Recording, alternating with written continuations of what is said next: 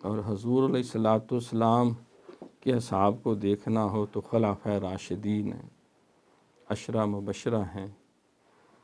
اور افضل البشر بعد الانبیاء سیدنا صدیق اکبر رضی اللہ تعالیٰ عنہ، جن کو 8 دروازے جنت کے آواز دیں گے، ہم سے داخل ہوں، بغیر حساب کتاب کے سے سب سے پہلے جس کو اللہ جنت میں داخلہ نصیب فرمائیں گے۔ تو نبی کی کاوشوں کا ثمرہ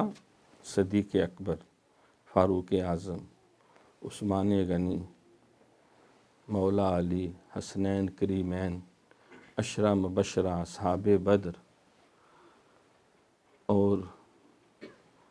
مہاجرین و انصار، اصحاب النجوم بے مقتدیت و مہتدیت، چراغ و مسجد و محراب و منبر،